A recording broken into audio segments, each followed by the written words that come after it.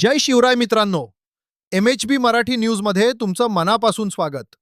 महाराष्ट्रातल्या प्रत्येक शेतकरी बांधवांसाठी अत्यंत महत्त्वाची आणि आनंदाची बातमी समोर आली आहे. जर तुम्ही अजूनही कर्जमाफीच्या लाभापासून वंचित असाल, तर हा व्हिडिओ शेवटपर्यंत नक्की पहा. अशाच ताज्या आणि खात्रीशीर अपडेट्स सर्वात आधी मिळवण्यासाठी आत्ताच खालील लाल बटन दाबून चॅनलला सबस्क्राईब करा आणि बेल आयकॉन दाबायला विसरू नका. पुण्यश्लोक अहिल्यादेवी होळकर शेतकरी कर्जमुक्ती योजना 2026. जुन्या वंचित शेतकऱ्यांना मोठा दिलासा. मित्रांनो, सध्या राज्यामध्ये पुण्यश्लोक अहिल्यादेवी होळकर शेतकरी कर्जमुक्ती योजना 2026 सुरू आहे. या योजनेच्या माध्यमातून 2 लाख रुपयापर्यंतचे पीक कर्ज माफ केले जात आहे. 2 लाखांवरील कर्जासाठी OTS म्हणजेच एक रकमी परतफेड योजना लागू आहे. तर नियमित कर्ज भरणाऱ्या शेतकरी बांधवांना 50,000 रुपयांचे प्रोत्साहनपर अनुदान दिले जात आहे.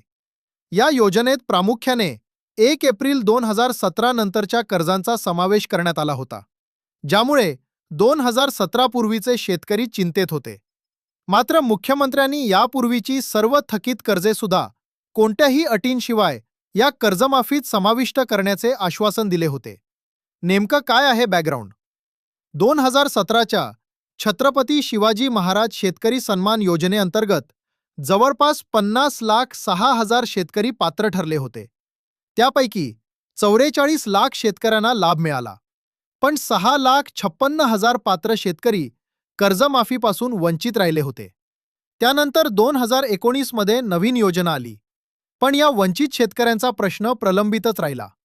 अखेर शेतकरी बांधवांनी कोर्टाची पायरी चढली आणि 2022 मध्ये मुंबई उच्च न्यायालयाच्या औरंगाबाद खंडपीठाने शेतकऱ्यांच्या बाजूने निकाल देत शासनाला तात्काळ कर्जमाफीचे आदेश दिले होते. निधी मंजूर. या 8 जिल्ह्यातील 66,000 शेतकऱ्यांना थेट फायदा. याच पार्श्वभूमीवर मार्च महिन्यात सरकारने 500 कोटी रुपयांचा निधी उपलब्ध करून दिला होता. आता सुरू असलेल्या पावसाळी अधिवेशनातील पुरवणी मागण्यांमध्ये अजून 200 कोटी रुपयांच्या निधीची मागणी करण्यात आली आहे. एकूण 5,900 कोटी रुपयांची गरज असली तरी सरकार हळूहळू हा निधी उपलब्ध करून देत आहे. या अंतर्गत पहिल्या टप्प्यात 8 जिल्ह्यातील 66,756 शेतकऱ्यांची 1.5 लाखांपर्यंतची कर्जमाफी आणि OTS प्रक्रिया गेल्या महिन्यापासून सुरू आहे. यासाठी 464 कोटी 93 लाख रुपयांचा निधी वितरित केला जात आहे. जिल्हावार लाभार्थी शेतकरी संख्या खालीलप्रमाणे आहे.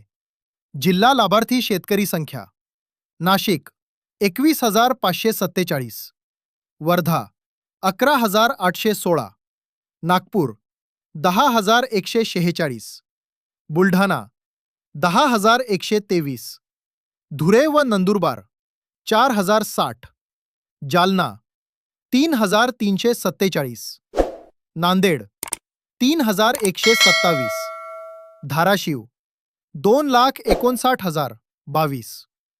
विविध कार्यकारी सेवा सहकारी संस्थांचा समावेश या कर्जमाफीमध्ये.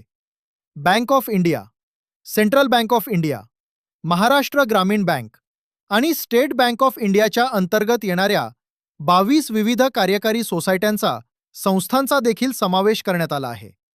यामध्ये लातूरमधील रेणापूर, रायगडमधील वर्सोली व वडगाव, सिन्नर, जुन्नर, पाटण, छत्रपती संभाजीनगरमधील आरगाव बुद्रुक, सातारा, निपाणी, हर्सूल, पैठण तसेच परभणी व हिंगोली जिल्ह्यातील पूर्णा, काटेश्वर, मातेगाव, पिंपळगाव, नरसापूर, तरोडा, शिंगणापूर आणि वाडी बुद्रुक, नांदेड, गांगलगाव, बुलढाणा या 22 सोसायट्यांच्या शेतकऱ्यांचा प्रश्न निकाली निघणार आहे.